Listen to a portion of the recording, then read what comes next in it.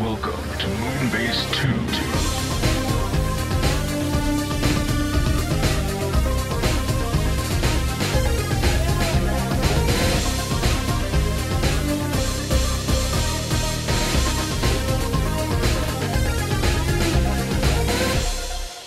Hello, everybody, and welcome to the Moonbase 2 podcast. My name's Andy, Corporate Commander TFW, and I'm joined this week by the bloodsucker himself. It's Mikey G. Wolf V3. Hello, Mikey. Grid dog, man. Not yet. Hyper I start agent. that tomorrow. Grid dog, man. Technically tomorrow. I've already watched one episode, but I get to watch it 2 episodes each night. So from Monday to next Saturday, I'll be able to watch the entire run. Assuming they don't do 13 episodes out of nowhere, which they could do. But why would they? They've scheduled Because for they 12. hate you. Because they hate you. Because they were just like, well, listening to this Moonbase 2 podcast, oh, he wants to wait for all 12 episodes. Well, how about fuck him then? One guy's trigger is just like, I'm slaved for weekly experience. No binging. Like, goddamn. I would be slightly annoyed if anybody worked on Gridman hadn't contacted us and said, oh yeah, we actually work on Gridman, so we could just go, ah, and scream about them. And be like, why, what? Tell us the things about this show, please. Tell us how and why. Put us in it. What's that? Put us in it. Yeah, well, maybe. I wouldn't Put want me to in insert. I wouldn't want to. I wouldn't want to insert myself into something because I'd be like, oh, there's me. Oh, kill him. Go on, Kaiju, get him. But think about it, you could be the ultimate Transformers reference. You could be running around going like, I get it! Pointing at who's ever passing by. I know who you are! Just running through Tokyo, Japan with a picture of me from the anime being, this is me! Me! Watashi wa me. I don't think you're fancy enough for that. No, I'm not. You're an Ore. Let's be honest, you're a Boku. Boku Andy.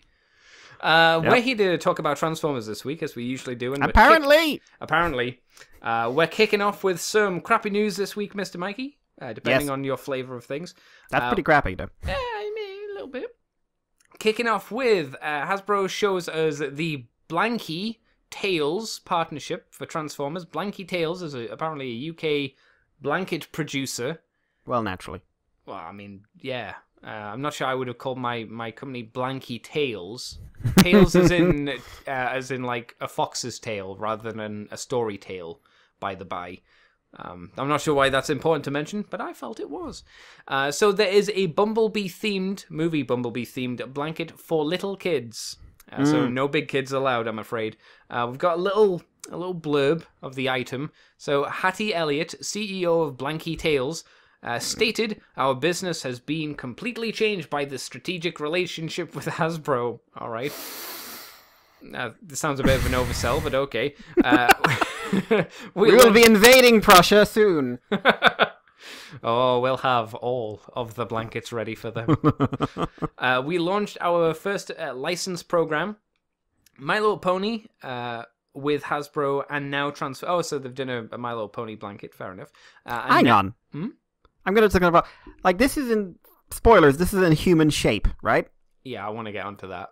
How is that going to work with one of the ponies? I would imagine that's more of a normal blanket. Right, because it would have to be. Well, if it's a blanky tail, presumably it has to be a blanky tail, unless it's like the oh Jesus, what is it? The movie where they're all people.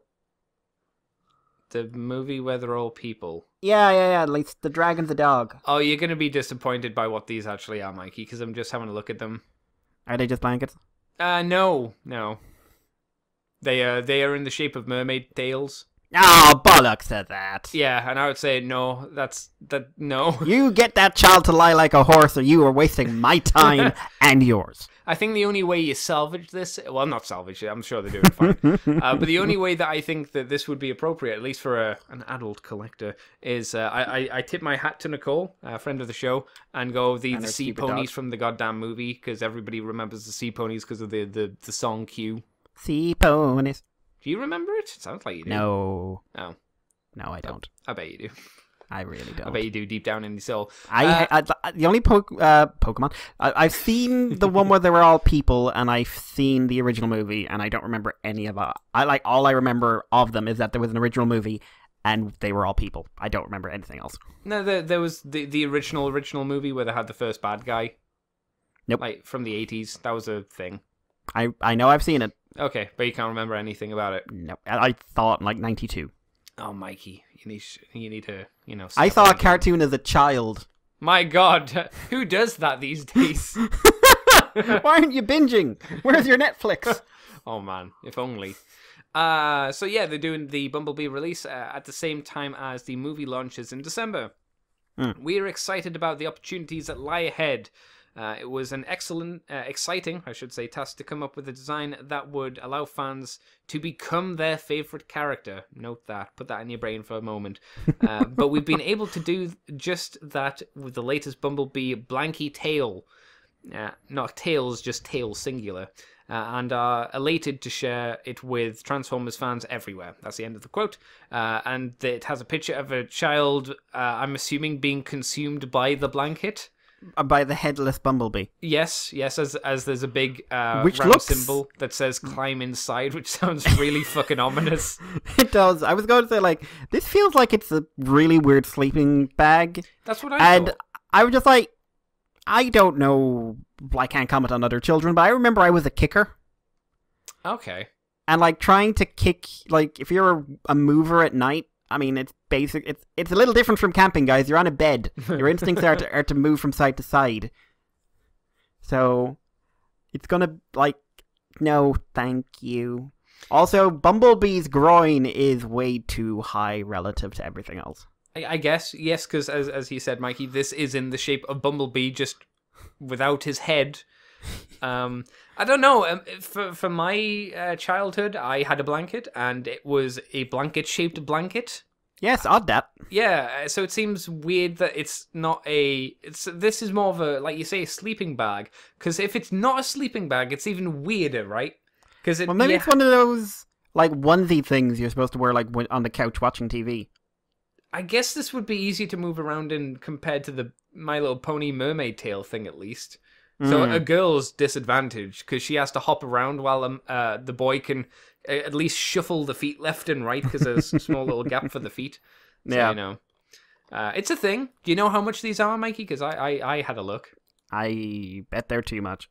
I don't know. I don't know what blankets go You don't for. know the Blanky Tail's retail preference. Yeah, I don't know what current blanket prices are, but it's $34.95, which I don't think sounds terrible. Not terrible. I'm still not buying it. Oh, well, no. If I, my niece will roll around in dinosaur stuff, and I'll get that much cheaper than that. Yes.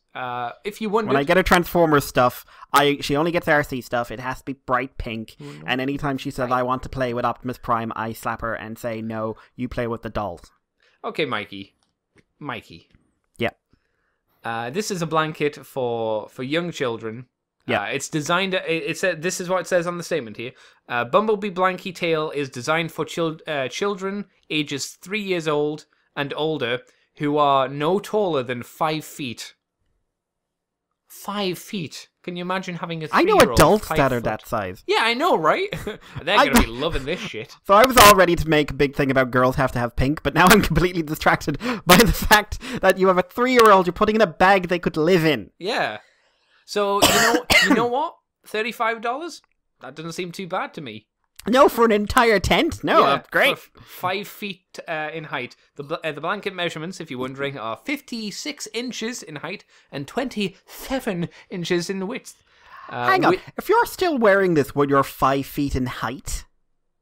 You're gonna have trouble if you're not 5 feet in height to sloughed around the house with this on. I'm gonna say that now. I went to school with quite a few people who were between the 4.5 to 5.5 feet in their teens. Yeah, and I know, one of my closest friends is 5 foot nothing in their 30s. Yeah. I'm fairly certain if you buy this for your 5 foot tall child, they are going to ask you to, for the love of God, please don't tell anyone I own this. I will live in it forever. I have no shame. Men, women, you want me. Apparently, it also has room to put feet all the way inside! Exclamation God. point, which sounds sinister once again. Imagination takes off once they slip inside! Exclamation point. Once again, sounding goddamn sinister. Is there a little tag like somewhere that just has the words "Feed me Seymour"? That would be really cool, actually. That would legit be pretty awesome. Yeah, do a little Shop of Horrors version of this, guys, Yeah. please. Yeah, no, that'd be pretty sick. Except it's Steve Martin. Ooh, Steve Martin, bless him. The dentist. So yeah, this is the thing. Yes. It's better than I assumed it was, because I am legit surprised about how fucking much material you seem to be getting. It doesn't say how thick it is, granted. True. But yeah, it's washable, so you can shove 5 feet worth of material inside a washing machine. I don't think anything else is going in that load, but never mind. Keeping on the subject, Mr. Mikey, of things we can put ourselves onto, not into, but onto, there's also a Transformers Bumblebee cushion tripping over at Walmart. It's coming in 2 styles, one with in blue, a light blue, very, very light blue, with an Autobot insignia, and a grey one with Bumblebee's terrifying movie face on it. I'm just picturing the children who fall asleep on this and then get up. Yeah, just And this is imprinted on their lines. face. That'd be pretty cool, actually. Not bad price. They look like a decent size, and they seem to be going for $12.98 or $89. I can't. It's hard to tell from the image. I'm tempted to buy this for a married couple who take everything seriously. It doesn't look too bad of a cushion, to be fair. No, it's fine. I just think they take everything seriously, so it'd be way funnier. I will mention, because some people like to know for their cushions, it looks like it has a zip on it, so you can take the sleeve off, I think. But so then you're just left with a cushion. Yeah, but if you want to wash the thing but not the cushion, because No. it takes fucking ever to... It's got to hold everything, Andy. Everything must be cleaned. Cleansed with fire. Yeah, this looks okay, but a bit dumb. It's cheaper than the... Oh, you could combo this with the Blanky Tail, if you really want. Oh my god, this is how you make Bumblebee. This is how you become Bumblebee. Is it- You put this on your child's head. Is this what it means to be a headmaster, Mikey? In the Blanky line, in the Blanky universe. I love this. This is becoming much better than it really should be. Do you have any thoughts on nighttime comfortability? We'll pretend that's a word for the moment. Go to sleep. Go sleep. I can't sleep. Go to sleep.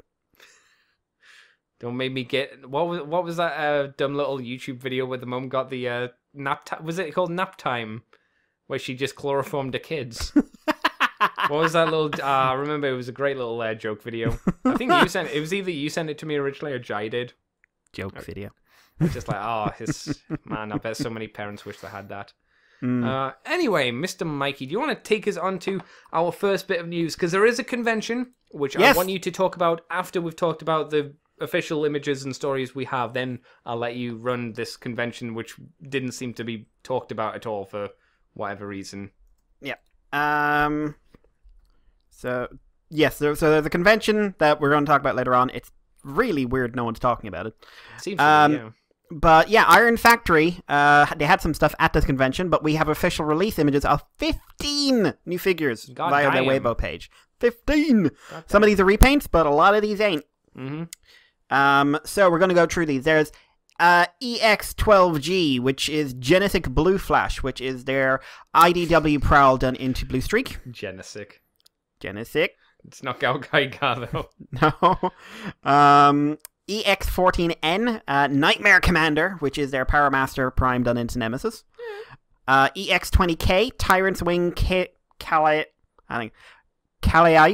Who is which that? is Bitstream. Who? So that is one of the Rainmakers, I believe. Oh, really? Okay. I think he got a classics version of the toy. Oh, every fucker under the sun got a classics version. That mold is so used. The Sunstreaker and Sideswiper being done into X26R Racing Bro Retrograde, Runabout and Runamuck. Next up, we have EX36, The Tyrant. This is an IDW Megatron featuring most of his G1 style bodies from IDW, minus the Mord Meets the Eye one.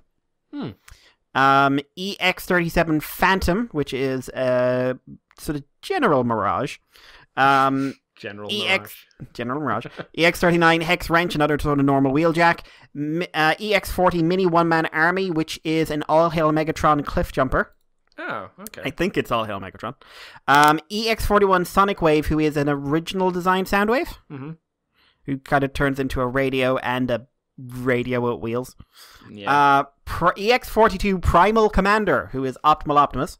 EX43 Heat Det, TMT Megatron, and EX44 City Commander, IDW Mord meets DI Ultra Magnus with Minimus Ambus. So there is plenty to unpack here. Oh, yes. Where do we want to start? Let's start with the repaints are easy enough. So we got Blue Streak, Nemesis, Bitstream. What do you think of them? I'm not too fussed on any of them, but I do think that Runabout and Runamok actually, I think, pull off the mold better than Sunstreaker and Sideswipe. It is pretty nice. Yeah, they both look good, and they seem to fit that look a lot better. Was Sideswipe and Sunstreaker different molds, or were they the same mold? I can't remember offhand. I think they were the same mold, but with some transformation differences, I think.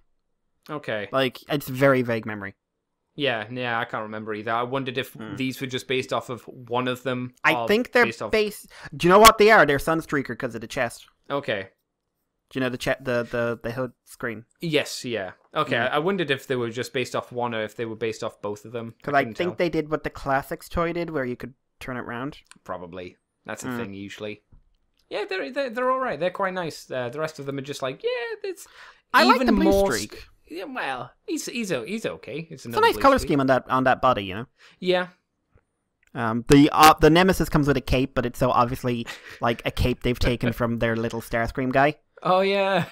So it's just really, it looks like he couldn't afford a proper cape. I mean, that's been released quite a few times as well now at this point, hasn't it?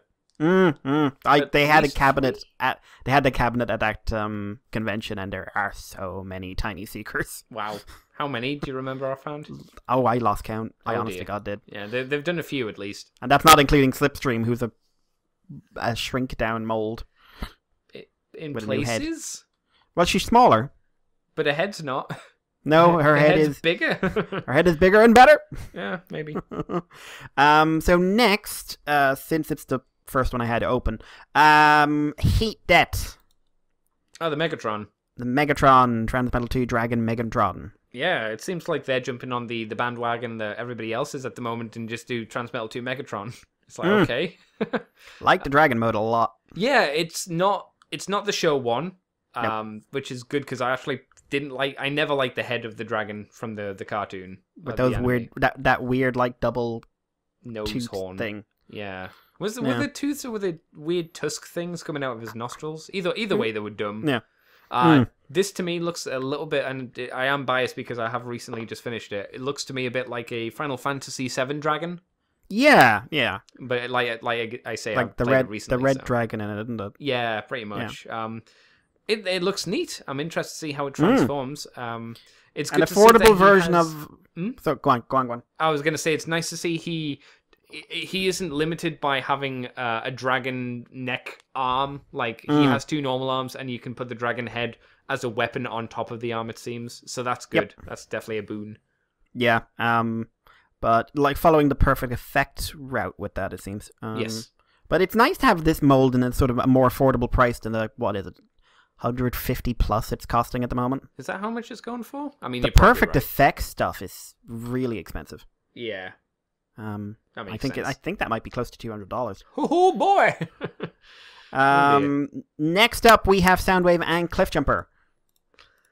What are these? Especially Soundwave. Like, they don't fit the aesthetic of any of the other Iron Factory stuff. Especially Soundwave. It ain't IDW. No. Like I said, I think Cliffjumper is All Hail Megatron.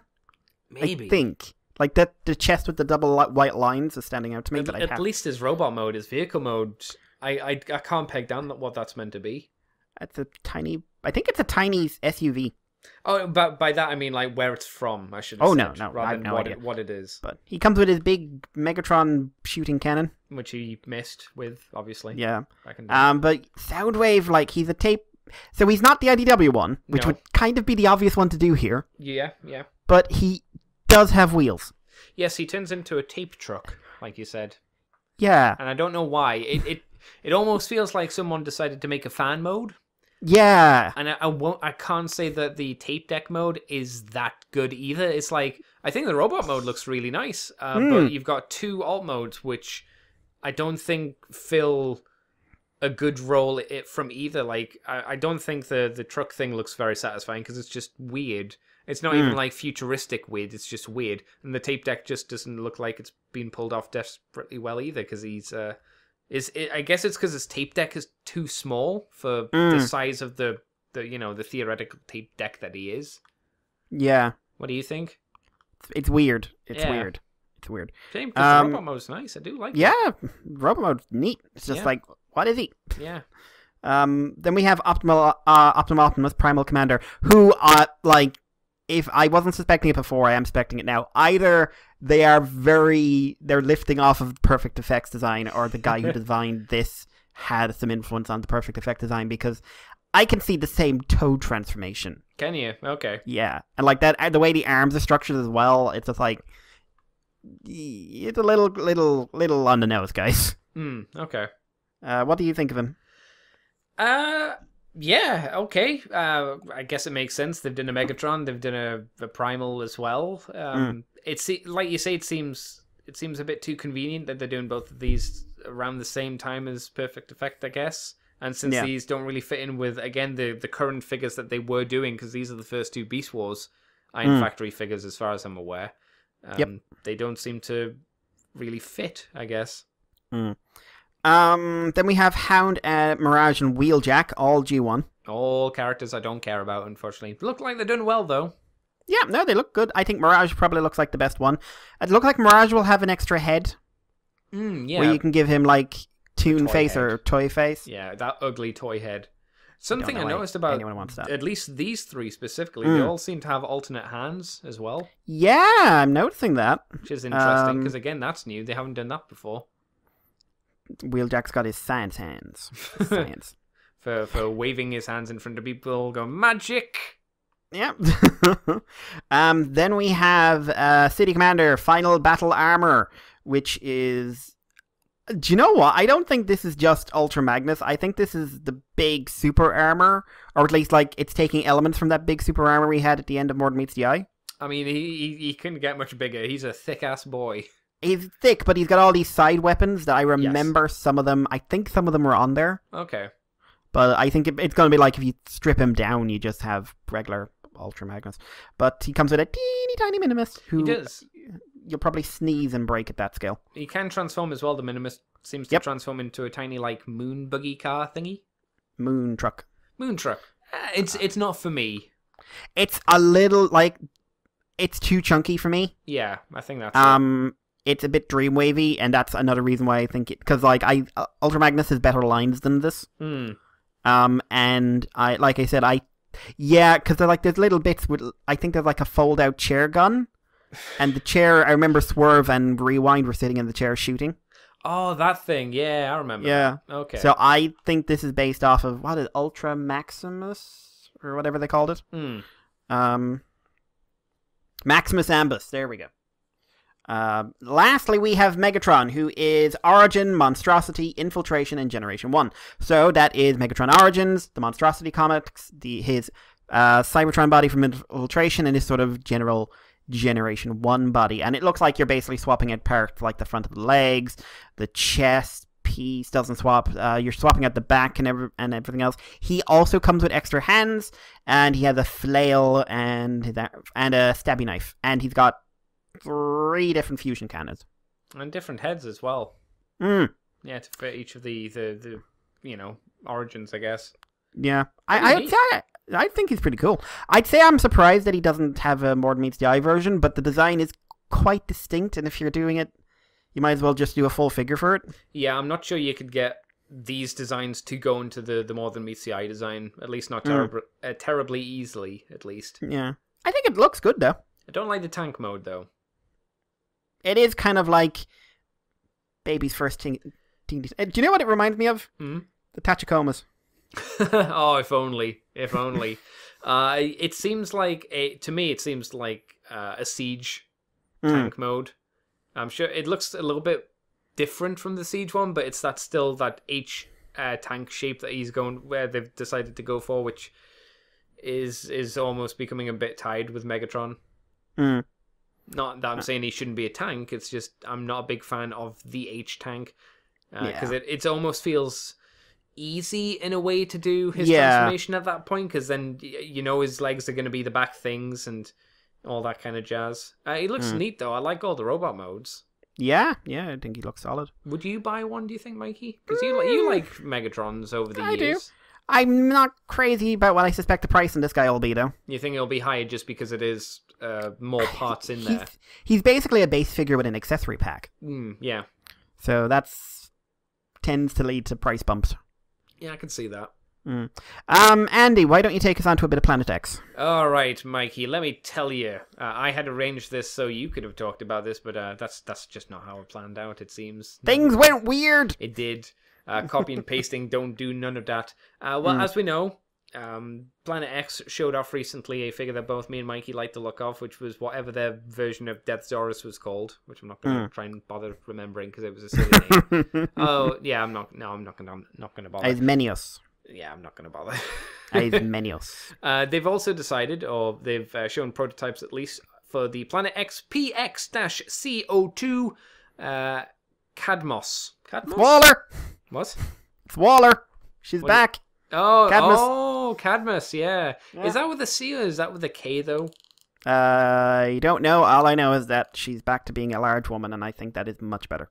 It's how it should always have been, to be fair. When they sexified Amanda Waller, I was just like, okay, now you're talking bullshit. You don't know what you're doing. You can sexify my RCs, but by God, you do not fuck with Waller. Not my Wallers. Not my Waller. But yeah, this is a Star Saber version. IDW-esque again. All in. All, like, way more IDW, to be honest. Yeah. It feels a lot more IDW than the Deathsaurus, at least. Plans change, blah, blah, blah. Yeah, it's just some images of the prototype. I'm going to ask you then, Mikey, what do you think of the Star Saber? We don't see him in vehicle mode, though. No. And just robot mode in a few kind of super boring poses. Yeah, I think I can see a few bits that suggest that there is another robot in there. Oh, really? Okay. On the chest, do you see there's sort of a line of separation and everything else? I think someone else is inside. I can see little holes just underneath the chest that could be ball joints for legs or something, maybe. Yeah. I like the IDW design. No one likes that Star Saber though, Mikey. You don't have to like him. It's just a cool robot. But they ruined my Star Saber. My boring Star Saber who didn't do shit. But Andy, he's such a classic character. He was so deep. What a story. Tremendous. He was a space sheriff. At best. And the Star Sabers. And Jan was there. Jan was there. He was his son. Or something. What happened to Jan's real parents? I can't remember. The Dinoforce killed him. Okay. I think. Or was it Star Saber? If it was this Star Saber, yeah. Jan, you will be raised in my ways. First, hate the heretic. Cleanse the unbeliever. But yeah, this guy, I think he looks like a pretty solid figure. He's not blowing me away like the Deathsaurus, but I think that's just character preference. See, I was going to ask why that might be, and yeah, I would agree. It's it's a good design, it's a fancy design, but Deathsaurus has that oomph, and maybe it's because this isn't the first IDW Star Saber we've seen, technically. Yeah, and I like the other one more. This one transforms. Yeah, but the other one has hell wings. Hell wings or Hello wings?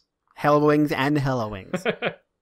Yeah, I would agree though. It's not tickling my biscuit, but I'm I'm way more Decepticon anyway, and as we've clearly just discussed, neither of us care that much about Star Saber from the cartoon. No, I want a Masterpiece one because it looks cool, but that's literally it. Yeah, I would agree with that. Because he looks cool. I imagine he's too expensive now to buy. Happily, even though he should be cheaper than everything else coming out. Masterpiece. He was cheaper back in the day. He was. Yeah. Never mind. Mikey, I think it's time for you to tell us about a convention that doesn't seem to have been picked up by anywhere for some reason. So there's a couple of extra things in here, so I'm just going to give a breakdown. So it's a bunch of news that seems to have gone unreported, or at least from what I understand, there are threads on at least TFW, but it just never hit the front line, including something from Mastermade, which I don't remember talking about at all. And if this was out there, I feel like we would have talked about it. Who's Mastermade? Mastermade did the little chibi city formers. Oh, okay, right. But they also they've done some other stuff as well. And basically, a figure, slight spoilers, a figure is up for pre-order that I never saw that is at this convention, which is why I went looking for pictures of it. Mm-hmm. But anyway, first up we have 2 toy designs I have not seen from Big Firebird, otherwise known as the Titty Guys. Not the titty guys. Not the titty guys. Let's underline that they're not the titty guys. That's no, Den they Toys. are the ones that we actually like the design of. Yes. Titty guys. But yeah, so they're the ones doing the RC. And they have revealed sort of promo CAD shots of a couple of figures. First off, we have Windblade. This is like heavily silhouetted. But I gotta say, this thing looks pretty cool. It does. I like how they've seemed to made her wings into almost like a faux cape. Yeah, and she's got some sort of like ribbon coming off her head. It looks like it. Yeah, it looks like they've gone really over the top with her already ornate headdress. It looks like they've really blinged it out a lot more, so it's a lot more, again, ornate. I don't know another fancy word to use there, but I mean, she clearly has a very feminine figure. She do. But so does a lot of official Windblade art. So I tell you what I am worried about, and it's more so than what other people probably would be worried about. It's how they do the face. Are they going to do the face IDW style, as I would describe, or puppet good, lines, or the Generations toy, which I would always describe the Generations toy as the mediocre face version of Windblade, because those it's just puppet awful. lines are weird. What's that? Those weird mouth lines she has. Yeah, it ruined that face. It ruined the face. When Sarah got a hold of her and did the artwork for Till All the One, like Windblade's quality and just visual style went massively up. Massively up. Yeah. Wait and see. But she does have like some extra ornamentation. Like she's got, a hairpin, I think it is. I think so, yeah. Yeah. And like the alt mode is like an Escape from Star Wars. Oh, see, I thought it was like the Batwing. Oh my god, you've made this better. Yeah, it's like a weird Batwing. What if the Batwing what if the Batwing turned into what we all know Batman secretly wishes it was? A giant Japanese robot lady. Yeah. Well, you know. Batman Ninja. I was going to say. Why wasn't this... Forget your monkey combiner thing. Why wasn't this in Batman Ninja? But I'm going to keep an eye on this story, because a lot of forums have taken the official stance that they're not reporting anything from this company anymore. They are talking about it on their forum, but like you can't post any like promo images or anything like that. But I'm going to keep an eye on this because I think this actually looks pretty damn cool. I think that's what do you think of that stance? I mean, obviously the news sites can do what they want, you know. Exactly. They're their sites, but I think it is disappointing. I think it means basically they're kind of trying to kill the line, and I don't think that's fair to the line either. Like. I wouldn't say kill the line, or certainly like keep quiet about it. But yeah, I don't know. I think there's good designers working for this company. Like maybe you don't like everything they produce, but as we're going to talk about in a second, they are doing other stuff. So I do want to see these. I want to see physical prototypes. I want to this Windblade just looks cool. We will talk about it as well. Do you think we should put it on at least the image of this Windblade on our Facebook page and Weebly, just so people can see it if they want to? I'm planning to put a bunch of these pictures on Twitter, especially her and what's coming next. Okay, clearly, as you can tell, listener, we haven't discussed this. So if you want to see what this Windblade silhouette looks like, it will be on the Facebook page, it'll be on Mikey's Twitter, and it'll be on the Weebly post when these go up. So, but like this is cool, and I always like things that stylize Windblade's design because nothing does. No, every time a Windblade comes out, it plays it as fucking safe as possible. Very similar to Drift as well, I'd say. There have been a few exceptions, like the Mastermind one. No, that's still that's really IDW safe? Drift. Oh well, never mind. That's literally lifted from Drift. From the Drift series. Okay, I couldn't remember because he's been not that designed for so long. So yeah, at least with this, it is very different. Oh, it looks like it currently from the silhouette images, I suppose. So next up, and this is one like I found on their Weibo myself. So this is I think it's either Triptychon or it's an original design, basically. of a black and gold T-Rex that transforms into kind of like what if a T-Rex and a Zoid crashed into a Gundam. And it's apparent it is from a line. It's going to be from a line. The line doesn't have a name at the moment, but it's being designed by the guy who did the Tiger Bumblebee and the Bird Starscream we've already talked about. So, what do you think? I think it's an interesting design, but it's, like you say, it is very, definitely Zoidsy. I'm not sure about Gundam-y, but certainly Zoidsy. I definitely get that feel from it. I think the dinosaur mode looks quite nice. Not my style, but quite nice.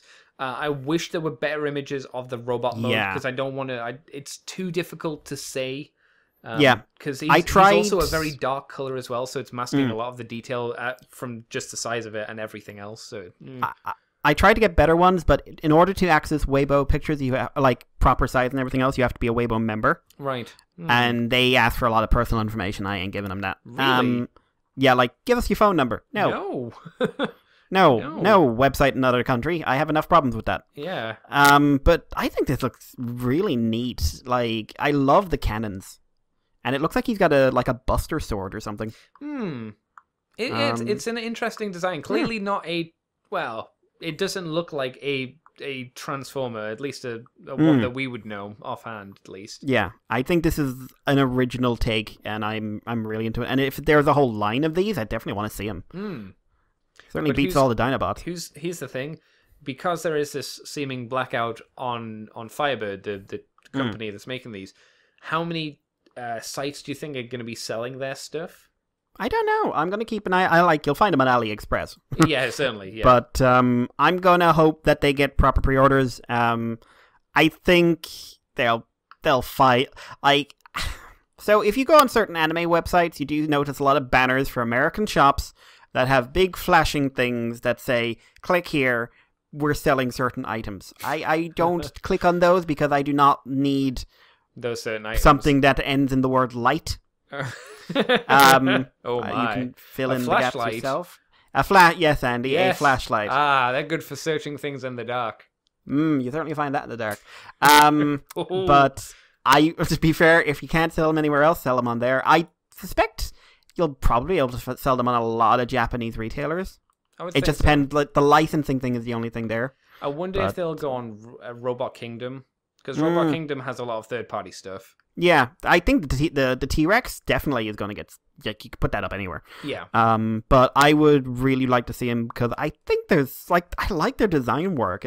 There was just controversy about it, but I want to see more of that, especially that Windblade. RC, jokes aside, I think she's just a fairly typical anime robot woman. With a nice vehicle mode. With a nice vehicle mode. But, I really like the silhouette of the Windblade. I think it's really different. It's really interesting. So I want to see a bit more of it. So yeah, it'll be interesting to see, obviously, as well, when these come out, how much they're going to be and how good the quality on them is going to be. Because especially since it's a company that seemingly no one's bought from before, there is that, at least in my eyes, trepidation of are they going to make something that's good, or are they just going to make something that looks nice? Yeah. So we'll see. Yeah. So anyway.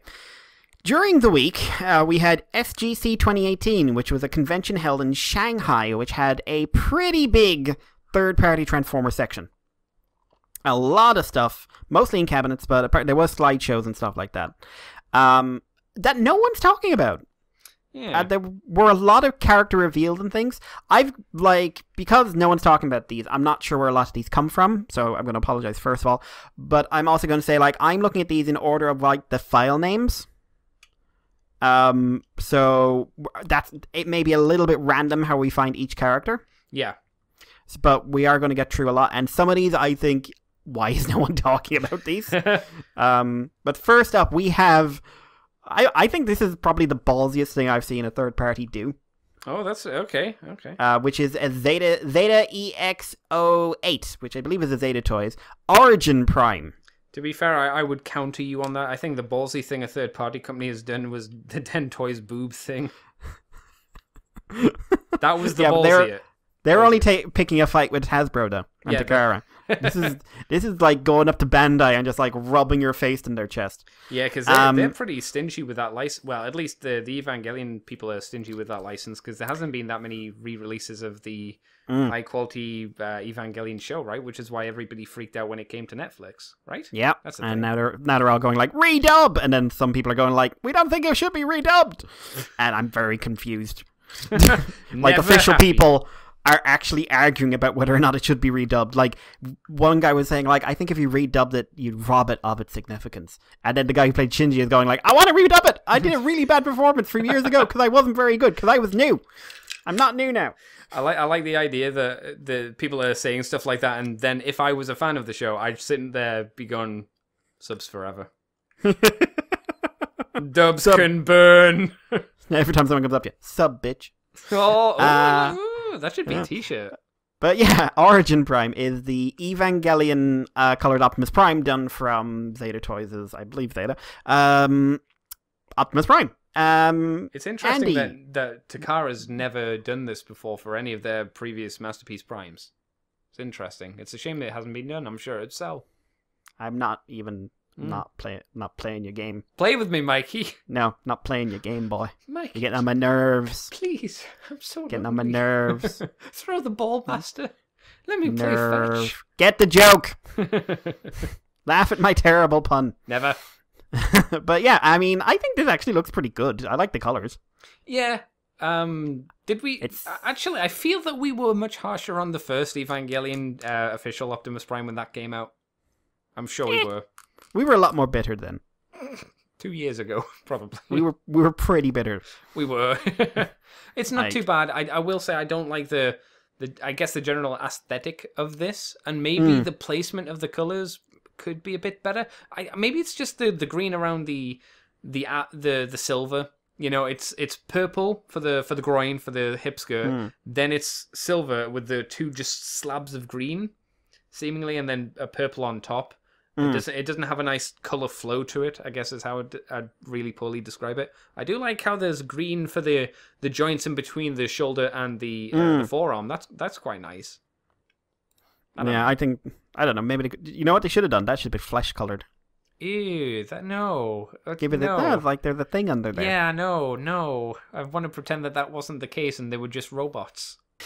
Next up, and like I said, these are going to be out of order, but I'm just going by like the picture numbers. Sure. We've got a physical prototype image of Tesserus? The one with the thingy in his tummy. Scissor Saw. We've got Scissor Saw. And by thingy, I mean the blender. That one. Yeah. This is Mastermind Creations. This is the first time we've seen this guy in color. Won't spend a lot of time with him just because I don't think there's much to say. I think he looks pretty cool. Yeah, it looks neat. I wonder how if his inside tummy blender will spin since it's a big version. That would be nice. That would be cool. Yeah. Do that. Yeah, neat. Next up after that we have this one I do know. Iron Warrior Optimus Prime from War for Cybertron. Yes, the first one. Yeah, I think this looks pretty neat. What is this? Does it transform or is it just a big fat figure? This is a big fat figure. He is I think he's almost thicker than the original game model, and that game model was already pretty thick. All the C's. Looks okay, though. Yeah, I like it. That axe is... Oof. Do you remember when a third party just made the axe, and the axe was, for every deluxe, was fucking huge as well? Oh, God, that axe. And I remember Chris did a video. We've also got... let's see, next up is DX9's Menasor. We have a combined version.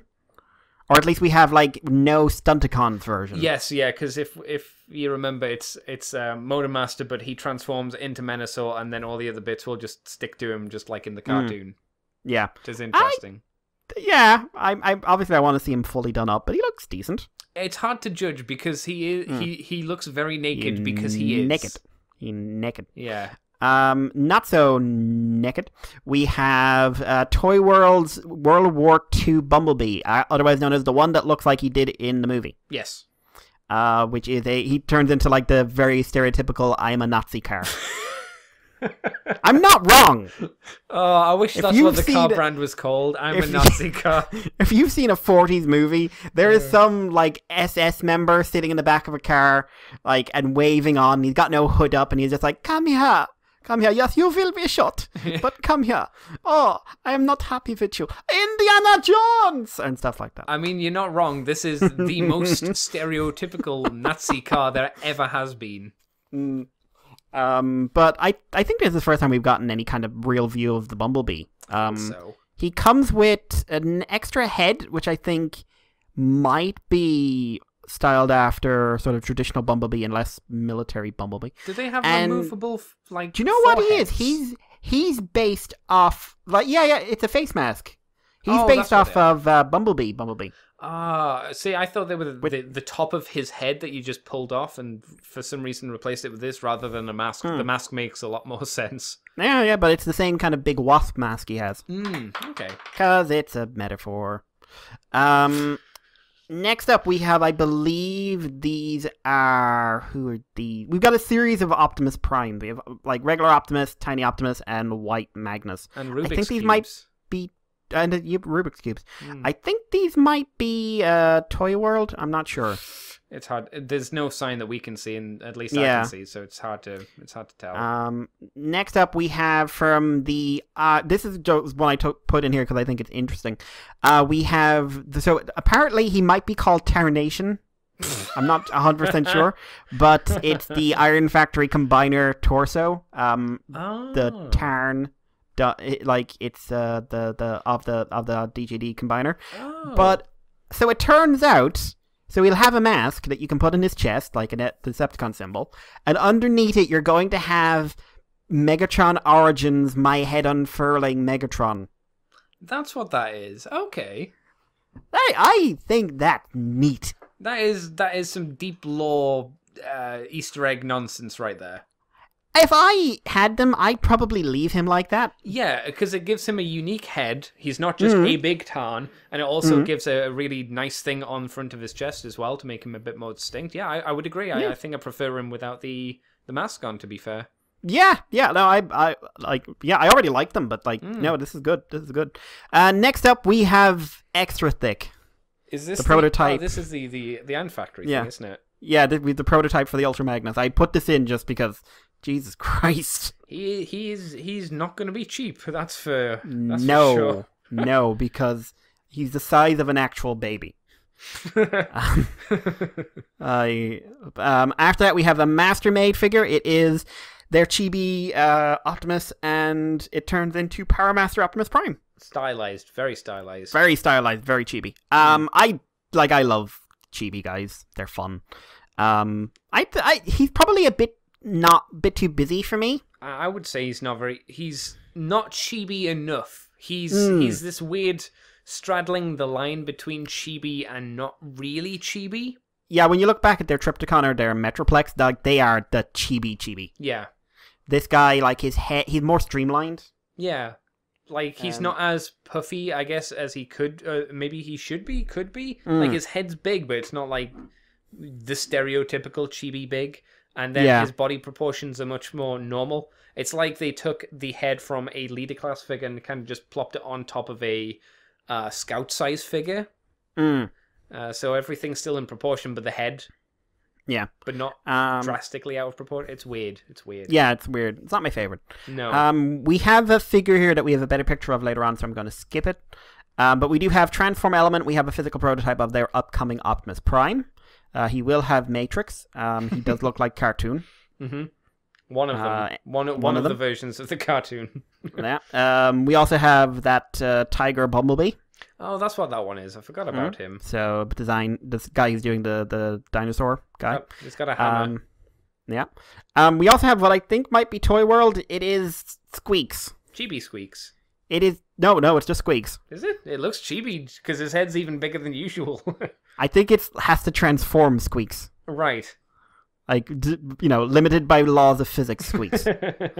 What do you think? Well, Squeaks has always been just a fucking mess, I thought. And he was there to sell toys in the most blatant, gross way, and they didn't know what to do with him apart from, here, look at the thing you should buy.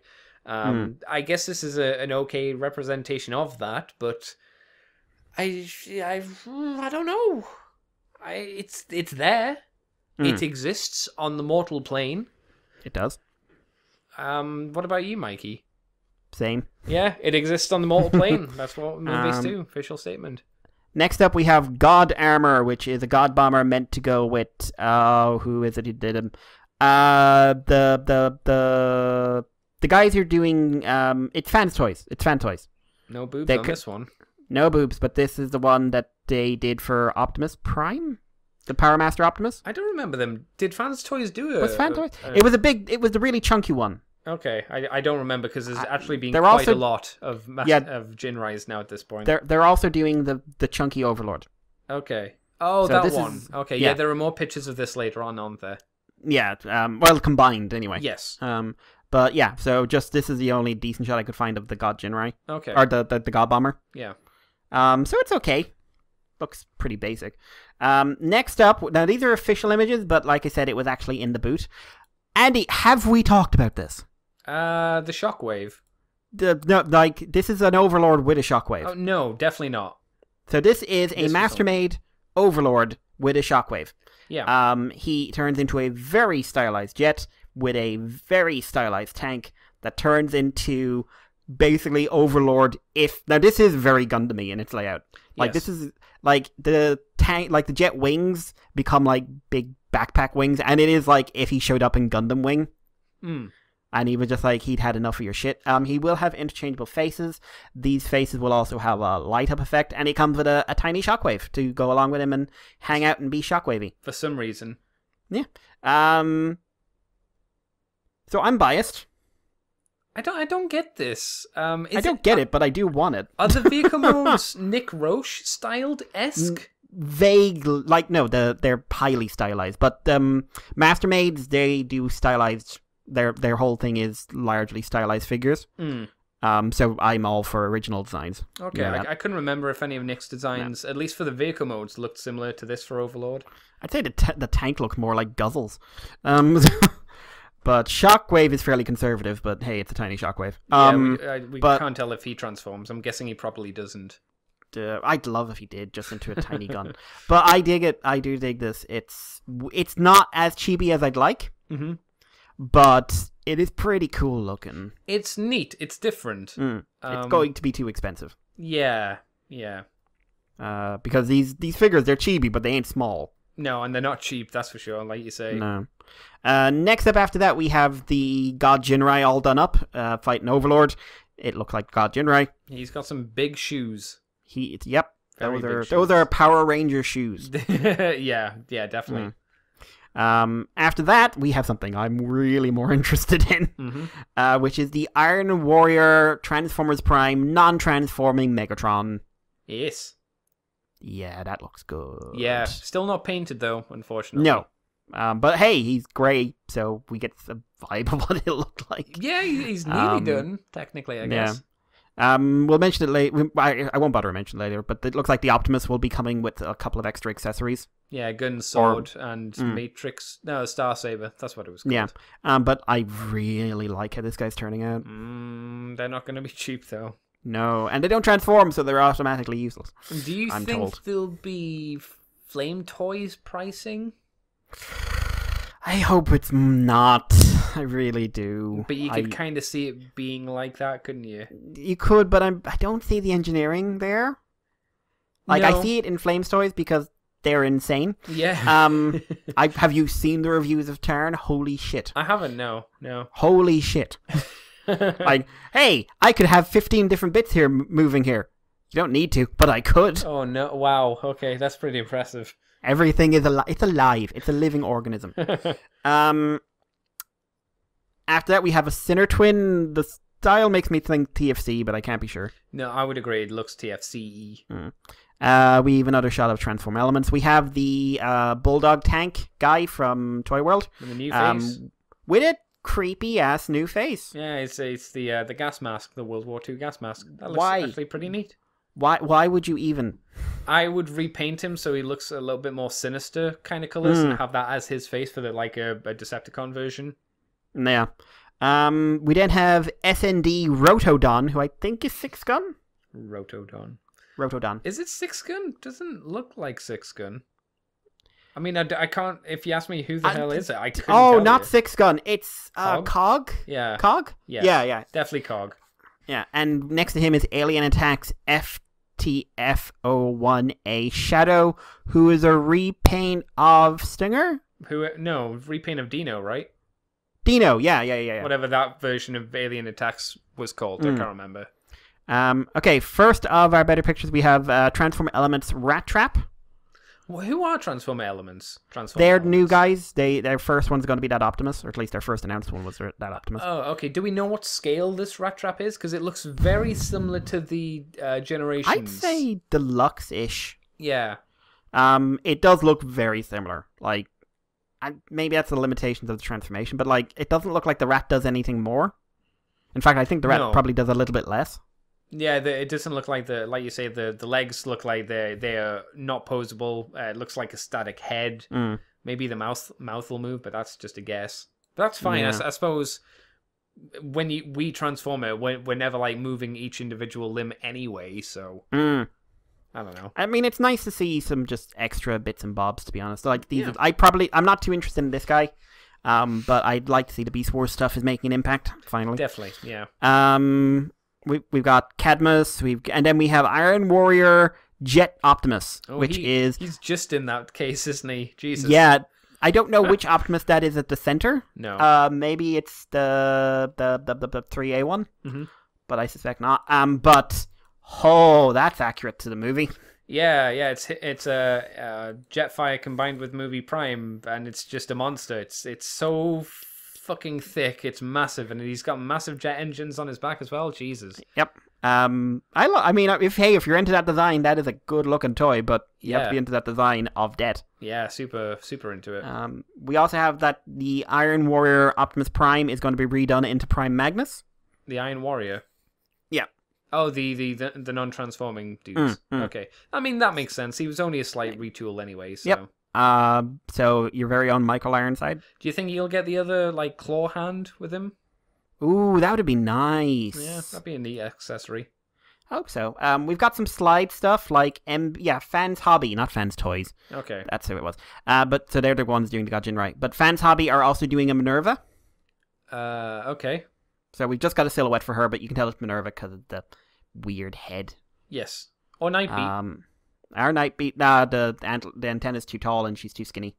Hey, don't you judge Nightbeat. Hey, it might be Legends Nightbeat. Don't you mock Minerva. Minerva is a beautiful one. And Legends Nightbeat's a beautiful woman as well, who just happens to be a crazy detective. True. Just like, Nightbeat, please put on some clothes. No! Oh dear. Repaint, please. Yes. You know what? I would go back and get that weird posable figure of Minerva, the one that got repainted into Nightbeat colors. On the basis. One. Yeah. On the it didn't look very good, but on the basis that it's now Crazy Legends Nightbeat in my head. But wouldn't you need one to like make a little Sherlock Holmes hat for her? Oh God, yes. But you can probably buy that. Maybe. We've got some pictures of the Iron Factory guys in person. Nothing newish there. We've got Final Victory. I don't know what these are, but they're a Huffer, a Warpat, and a Brawn. Are we assuming these are Legend Scale Iron Factory size? Because they kind of look like they might be. They look it. I'd be surprised. Like that, those vehicle modes are not big. You know what's always a shame? I always feel bad, but I never give any fucks about mini-bots. I just don't care about the mini-bots at all. Yeah, no, sorry, Seth. And and a lot of the time, like, companies will dip into the mini-bots, and I don't know why. I don't know why they go to that well, and they go there quite often. But there'll be, there's a huffer there for Seth to enjoy, I suppose. Then we have, who do we have next? We have, this is one. So it looked like Fans Hobby are developing a transforming, combining Armada Prime. Oh, is that what that is? Okay, that's interesting. That's a neat one. Again, third party recognizing the existence of something that's not G1 is a fucking miracle. After that, we have Planet X C01B, the G1 accessory kit, which I'm assuming is not a full figure, but swap out these parts to turn him into G1 Detsaurus. Oh, okay. He's got a little bird, which is nice. He got a bird, and he's got his weird gun mace thing. Oh, is that, do you think, what it is? It's you buy the figure, and then you buy this, and you get his bird and his dumb mace thing, and maybe something new wings, else. a new head. Is that? Yeah, I hope so, because I don't. really want a whole new figure for that. It would just be really neat to have the option, you know? Yeah, And I'm assuming the tiger's also new as well, unless spacey. maybe. After that, we have Transformer Element Black Arachnia, who, for some reason, has weird accessory parts. That one is her crotch. Yes. I don't know what the other two are. No. I think each of those parts. You mean that are lying in front of her? I think those are the spider ass parts. Oh, right. Well, actually, no, that makes sense. Because if you see that part that you said was the groin part, that's it's her just spider. It's the front butt of the spider, and I think the two bigger ones are the side parts of the front butt. Yeah, the spider looks quite like the IDW one, but the robot mode is like that. That's Black Arachnia, like that's traditional Black Arachnia. Yeah, hard to tell for the face though. Yeah, but there ain't two of those bodies in the Transformers fiction. No, and she's got the leg arms as well. Yes. Yeah. I like the spider a lot. I'm not crazy about the robot, but I think she might look better painted up. I think we need to wait until we see again clearer, closer up images of her robot mode. But this might be the first time we actually get a way more accurate Black Arachnia toy because think about all the other ones.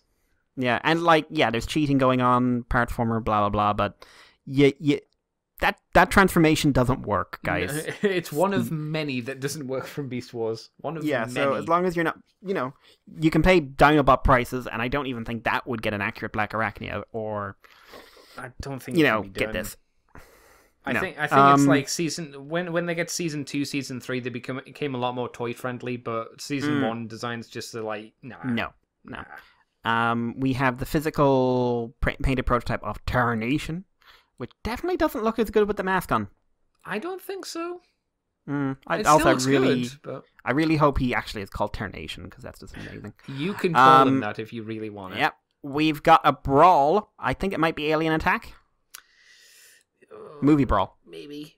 It might be Alien Attack. Could be anyone. He looks like Movie Brawl, but with realistic proportions, which isn't what Movie Brawl looks like. I thought that's what Movie Brawl looked like. No, he's weird. He's got weird proportions. Did he? Okay. He's got really. He's oddly squished. I'll this take is Action Hero Brawl. There also looks like they're doing a drift, and pictures. I don't have them here, but Alien Attack put up pictures of a hound as well, a movie hound. It looks like movie hound.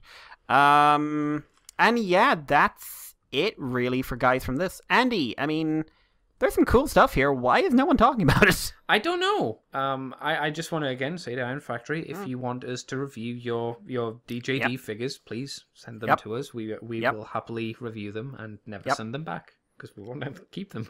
Nope, because I'm going to move and change my address. Yeah, they look really neat. I really like the big shot of Tarnation in the background, and as he's going to be called now forever and ever. Oh and yeah, all of them not combined in the front. They look great together. Really solid. Yeah, I'm gonna put links to this, at least a thread in Twitter. I don't know if I'll put up the pictures because they're not mine. They actually look like they're personal taken ones. Oh, interesting. But if I can find the Twitter of the guy, if there's a Twitter for the guy who took them, I think I've got his name somewhere. I'll link to that instead, and I'll just retweet what he's put up. Cool. But yeah, so that'll go up. The Windblade will go up, and the weird dinosaur thing will go up. Yeah, Andy, take us on to official news. Yeah, officially, we move on to Takara Tomy. They're showing off Masterpiece MP44, the Convoy Optimus Prime version 3, sound clips, apparently, and samples. So this is kind of interesting. The upcoming new MP44 mold does not only bring us the new cartoon-accurate Optimus Prime, but also includes voice clips by the original Japanese voice actor, Peter Cullen. Yay! No, it's not Peter Cullen. Why are they bothering then, Andy? It's Genda Tesho, I think is how you say it. He's not Peter Cullen. He is not, but he wasn't in Japan. I don't think, anyway. So the lines that it doesn't really say where the audio samples are coming from, like if they're coming in a voice box or if they're going to be built into the toy. But apparently the phrases are in Japanese, obviously. So these are the clips that have been translated. I don't know if it's only going to be 3 or if there are more, but these are the ones that they've done for the website. They've got I Have a Good Idea, which is Watashi ni I Kage ga aru, I think. Kangare. Then there's Megatron, obviously. Cybertron Senshi Transform, which is Cybertron in brackets Autobot Warriors Transform. So there you go. That's interesting. Again, that man can say have... Megatron. I listened to really it, and can. holy hell! I will say that how much extra is this being included? Like, if you didn't have this in, how much would it reduce the cost of the figure by? I don't know, but I will say, like, again, this is in the base figure electronics in the range of Megatron kind of thing. I'd say most of the price from this was just getting an actual, like, getting the voice actor back. Oh, sure, yeah. I'm currently searching the thread to see how many people are going, like, Peter Cullen. I'm really hoping not many, because it's not for them. Do you remember the amount of people who bitched because Frank Welker wasn't in it? I recall. Like, let's see. Doesn't even know. Peter Cullen won't even know. I feel like asking Peter Cullen to sign it now just for the sake of it. Okay. Get him to sign it. But, no offense indeed intended, but what? Peter Cullen would... Hang on. Peter Cullen would consider it rude to be asked... Hang on, I've got to open this one because I'm just looking at its searches. Like, people are going like, is it rude to get Peter Cullen to sign this if you're not voice acting it? No, in the fine. thing. Hang on, let's see. This I will guarantee you one thing: Peter Cullen doesn't give a fuck. Yeah. No, like there are things like here. Okay, can we get alternate sound chips? Can we get mods? Can we get everything else? And I'm just like, one, the knockoffs will have clipped from show audio, and two, no, because the guy is a very well respected voice actor who's been doing his craft for 30 years. Give him some fucking respect. You don't think it's a little rude to Peter Cullen? Your voice acting made this character for a lot of us, so can you please find this expensive toy that doesn't actually have your voice in it? I mean, it looks like you and you're heavily involved in visual design. Oh, wait, no, you're responsible for the voice, but it's not your voice here. Can you sign it anyway? We can just pretend. No offense intended, but what? Peter Cullen, of all people, would be confusing. Consider it rude to be asked to sign an Optimus Prime collector's figure box? He is Optimus Prime. He'll be fine. So basically, y'all worrying about nothing. Yeah. And yeah, there will be a knockoff with cropped from the show audio. There's at least 2 out there of Megatron, so there'll be at least 2 of Optimus, and it will be tinny like someone's gone through it with Audacity. Yay! Just like our podcast. Yeah. But to be honest, I really like Megatron's Japanese audio because my god, that guy's got gusto. Oh yeah. Where was it stored in Megatron? In the canon. Oh, of course, yeah. Oh, that's probably where I'll be on this Prime, I'm guessing then. Yeah. Does this make you want him more, Andy? No, because I don't have that. Well, if I had that kind of money, I wouldn't want to spend it on one Optimus Prime figure. Because Prime don't do it for me desperately. Do you have any thoughts, Mikey? Nah, I'm not really. Like I said, the guy's like, I really like him yelling Megatron. Yeah, he's good. The only other bit of Masterpiece news is apparently there might be a reissue of the Beast Wars Cheetor coming out. Reissued apparently maybe around April of next year, which is interesting. I'm wondering if it will be a little bit better quality on the paint apps, because I heard that some people's printing on the leopard spots was a bit spotty, pardon the pun, in places. Yeah, Dinobot's getting reissued as well. Is he? Oh, wow. So, which I think more people care about. Yeah, because the arms and whatnot. Yeah, that makes sense. I mean, I won't ask what you think, because it's just, hey, a reissue's coming out. Yeah. Well, take us on, Mikey. Yeah, we have some Walmart news. First of all, they had a vote to pick a fan-voted exclusive G1 reissue for 2019. Your options were Perceptor, Astrotrain, Skywarp, and Thundercracker. Not much of choice, to be fair. Hey, do you want 2 different molds, or do you want a Starscream repainted? Yeah, but there's one come with a tiny dog. It won't. No, it won't. But yeah, the winner was Astrotrain. We don't have a release for it beyond spring 2020. And I don't know, Astrotrain. I'm assuming it's going to be G1 colors, but I'd rather Perceptor, to be honest. I feel this is the problem, because I've been in the fandom so long. It feels like all 4 of these options have been out many, many times beforehand. Granted, I say that, and I don't have Skywarp or a Thundercracker, but still, the amount of times that Astrotrain and Skywarp and Thundercracker, and seemingly Perceptor have been re-released again seems like a lot. As me none and of you these said, do the Dinobots. Yeah. Make new molds. Remake the molds if you have. The Dinobots, you will make your money back. Yeah, easily. Like, you did it for Soundwave. Yeah, because, you know... And who the fuck's Soundwave? You could mark them up in price and they'd still be better value than going on to eBay. So. It's also been confirmed they're doing an Optimus Prime, but controversially, Andy... How so, Mikey? No trailer. Oh, that's interesting. Just a base bot with his fists and gun. So I saw at least one person going like, no. Yeah, but who displays Prime with his trailer? I don't know. People who buy Masterpiece, Andy.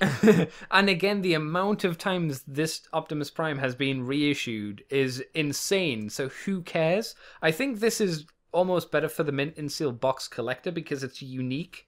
Like, it's the only Prime that has G1 Prime that's coming in a box without a trailer. So in itself, that kind of makes this interesting, I guess, for those collectors. But I don't know. I don't know. But yeah, so Andy, take us on to some Siege news. Yeah, there's been an image of Siege, Greenlight, and Dazzle Strike. Who are they?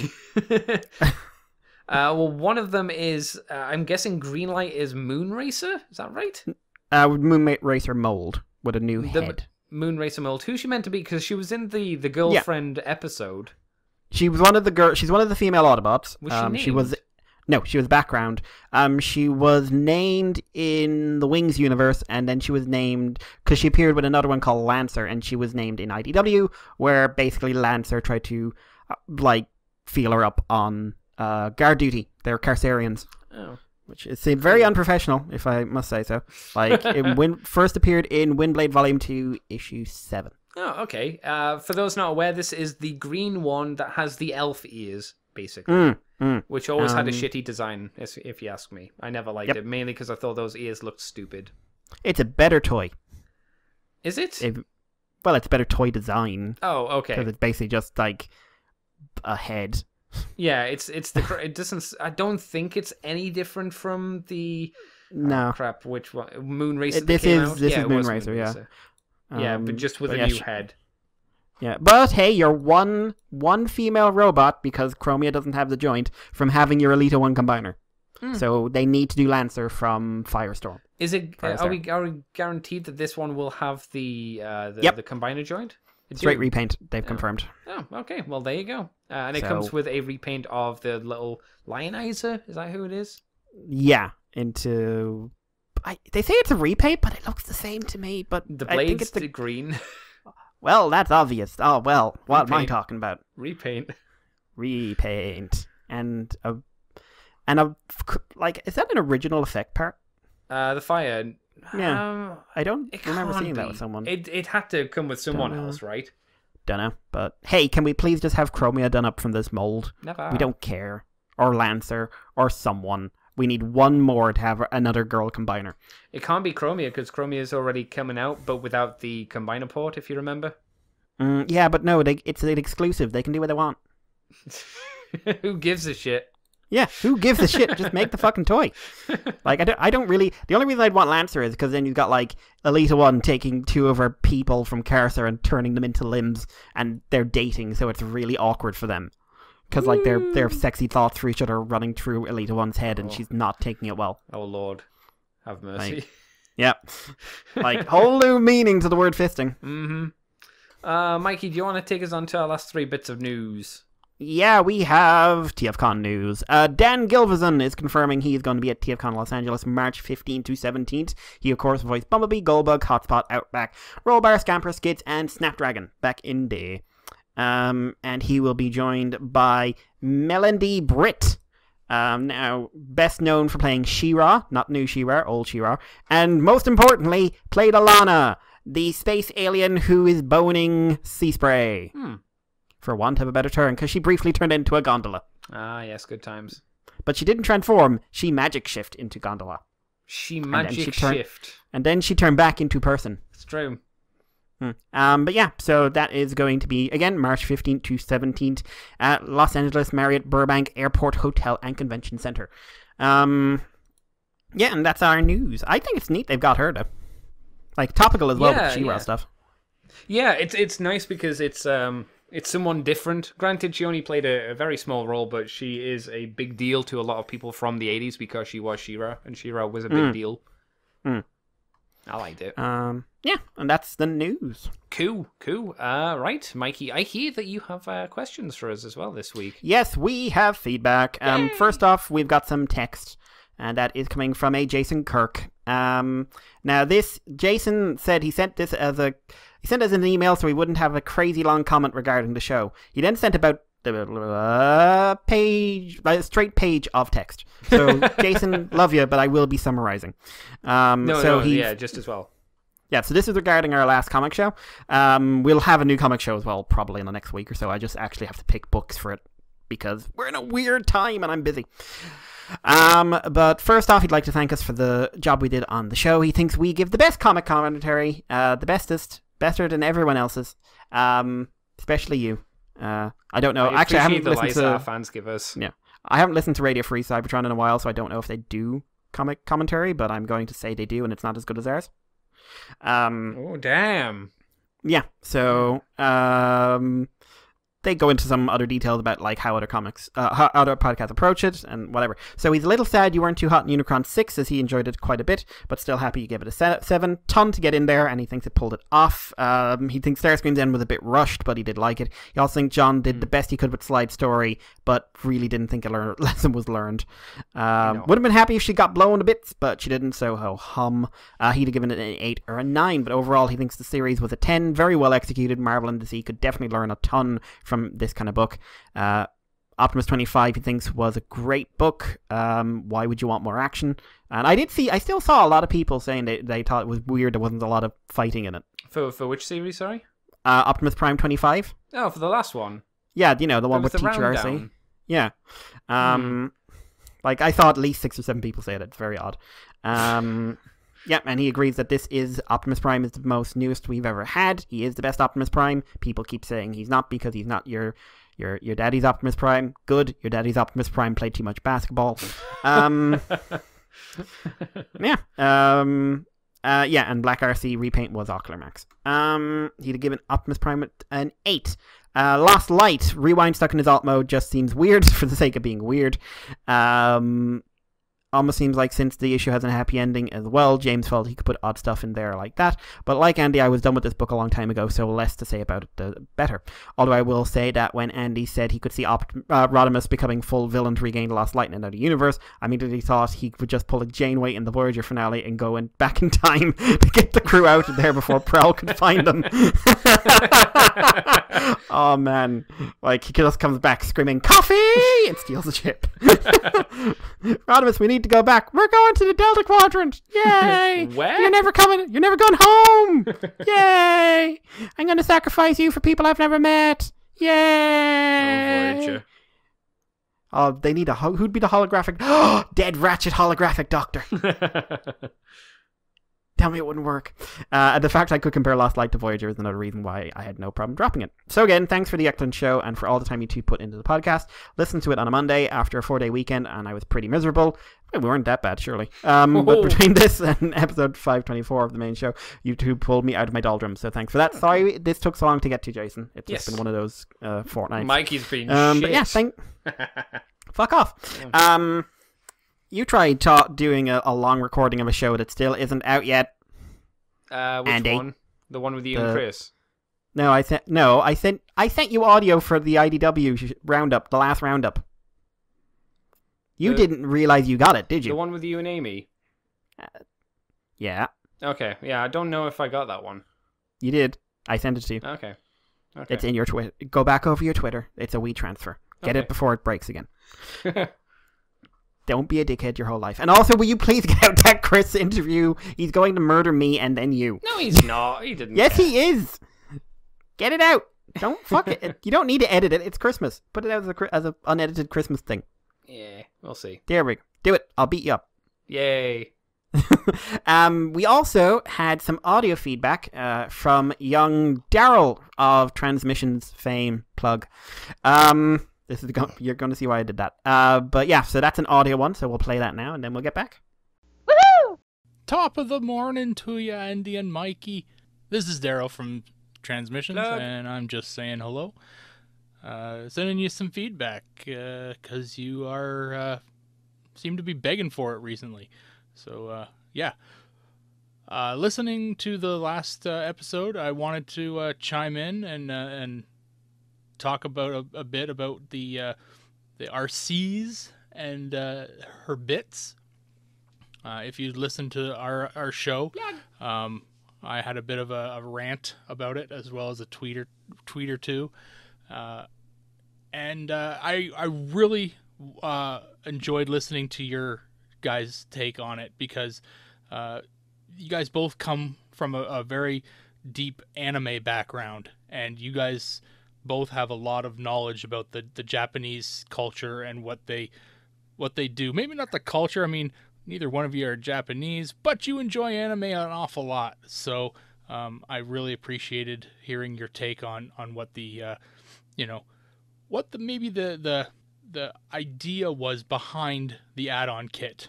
So yeah, I agree. And if you listen to the show, I agree that the existence of the add-on kit shows that there is a market out there for that type of thing. It has no place in my collection, and perhaps it's the North American kind of sensibilities that kind of make it unappealing. But as I stated on Transmissions, the part that really gets to me about it is the fact that it's RC that's getting all of this kind of sexual, attention. Like I mentioned on our show, RC, the character, has come off this really great arc in Optimus Prime, and she was such a great character in that story. She's such a badass, really well written, and ended that series as like the last one to see Prime alive, and now this. It seems she was a pinnacle primary character, and now she's been reduced to a fetish toy, and that idea of that bothers me so much. So yeah, that you're right, and the guys on our show, they're right. You can't tell people how to play and collect what they want to collect. If you want to collect toys that are, nude women or robots with human breasts, go ahead. It's your deal.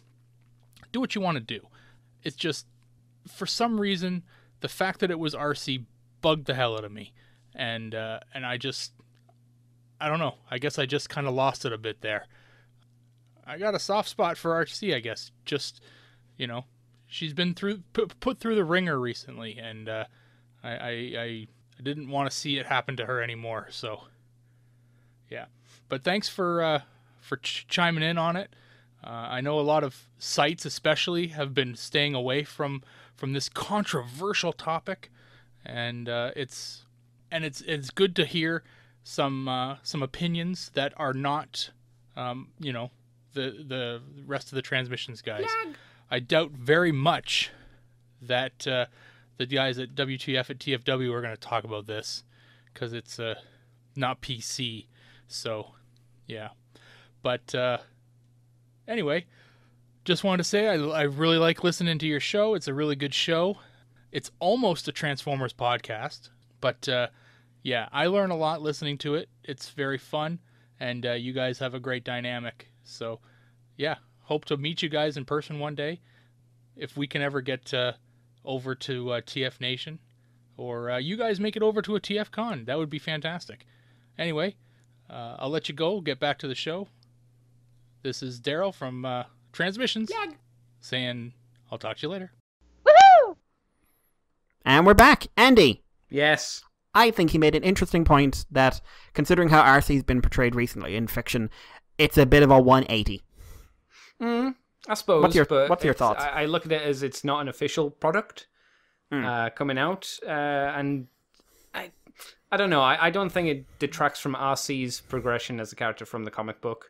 I think this is very similar to what Mr. Charles said when Daryl brought up a similar comment on their show as well. Plug. Transmissions. What about you? How did you feel about it? I think it's a good point, in all honesty. Because she has enjoyed for the last 7 or 8 years a role that RC's never enjoyed, which was being a full-on equal major, possibly the major character of the run. Oh, do like you in not some remember ways, Headmasters, Mikey? What, where she was a secretary with a tiny Yeah. person living inside her? Yeah, key character, important. Had to get the coffee. She made the tea. Yeah, if she didn't, everyone would die. What happened if she didn't bring the biscuits? That's right. But I think she I would honestly say she was more the main character of Optimus Prime at times than Optimus. And she turned into such an important character in terms of transgender representation and LGBTQ relationships and post-traumatic stress disorder and everything else, and moving on with your life and like, I love IDWRC. I've seen people say like they don't like her because she's not like the G1 cartoon, and I'm just like, go in your hole, go in your fucking hole. Those are the same reasons why they don't like arguably the best Optimus Prime and the best Megatron, though, right? Yeah, do you know what? Their hole's being filled in after they get in. I'm gonna do it. Like, I think Daryl might be one of those people, so I will give him a straw so he can breathe. Oh Lord! But no, he likes Megatron and RC. It's fine, even if he didn't get into Optimus. But again, like, it's not something like the official stuff is turning around and fucking it up.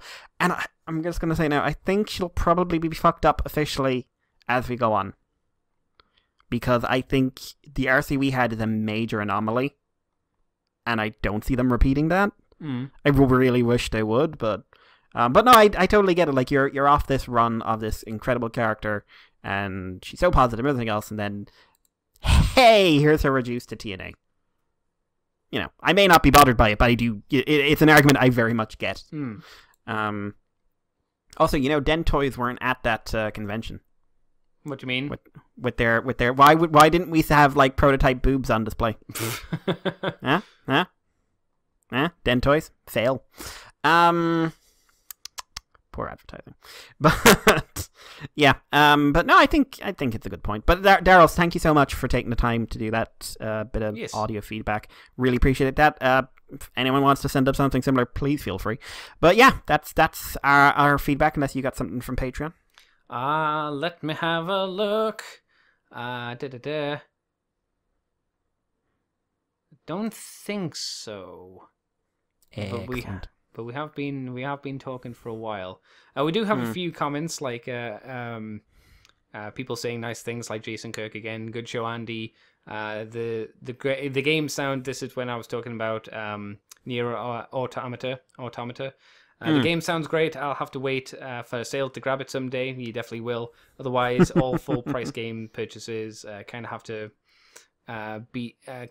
be ones both me and my son can play together. Yeah, it's a bit too deep, I think, of a game for him to get, and I'm not sure the combat would draw him in enough. It's more of a thinking man's or thinking ladies kind of game to enjoy. Also some visuals.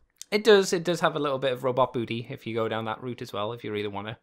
No. So yeah. Topical. Yeah, topical. I don't think there's anything else. Having a look through the thing. Tento Man 4 goes, so is my writing or the way Patreon displays my comments that makes it hard to read and to follow on for the last time. What do Silverbolt and Black Arachnia kids even look like? Because oh my God. We are in dire news season, so we might as well get some full-on fanfic. Oh my God, I've never thought of that before. They would look like the frog from The Simpsons, the Halloween special. Every moment I live is agony. I'm just thinking about those bloody donkey dragons from Shrek. Oh yeah, that was weird as well. That was something that as an adult you watch back and you go, oh no, this just didn't need to be in the movie, did it? So what would the kids look like, Mikey? I don't want so many legs. They'd definitely be so many Fusos. legs? They'd definitely be Fusos. Why so many legs? Yeah. It's a weird thing to think about because it would be Just a tad. would it be? Hmm? It would have to be after if we're going like legit. It would have to be after Beast Machines, wouldn't it? Oh, yeah. Oh, well, then they'd be like spider turkeys. Yeah, because he wasn't a fuser at that point. He was a condor, so they'd be spidors. And you could argue, I suppose, that it's more likely they could have kids after the end of Beast Machines since Oh, everything's God, organic. why? Shut up. you Right? Shut up. But Shut the up. law, Why are you Mikey. still talking? The law. No. No. The fiction. No. No. It opens the way. No. I don't think we got anything else as far as I can see. I can't see anything on my emails or whatnot, and I don't think you've Cool. got any other comments Nope, or messages. that's it for Transformers for the week. We do have those comments that we got that you sent me. It was in the We Transfer document, the feedback and Moonbase 2 comment. It was under. Oh, was that Daryl stuff? That was Daryl. Okay, that was just from a few weeks back. I'm guessing then.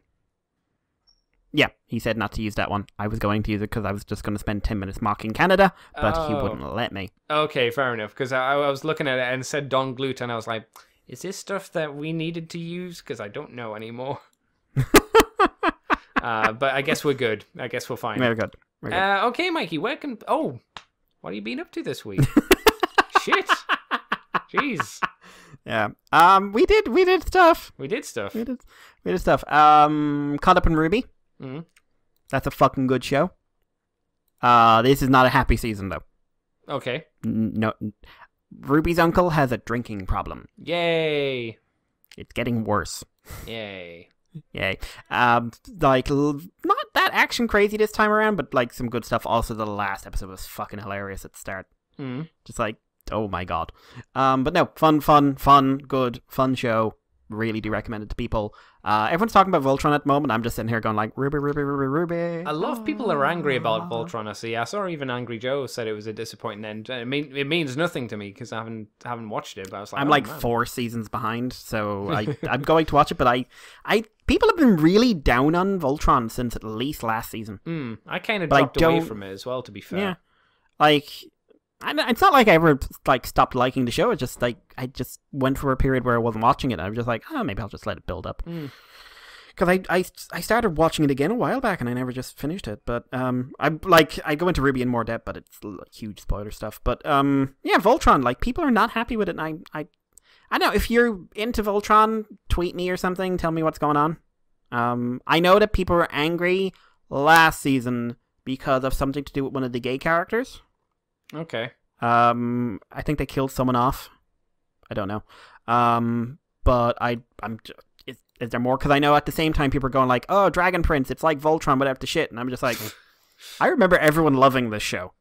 Same. So yeah. Same thing. She-Ra, it's like Voltron without the shit was also something I saw. Still haven't watched any Rider. It hit me. I haven't watched any in about a month, Oh wow. All right.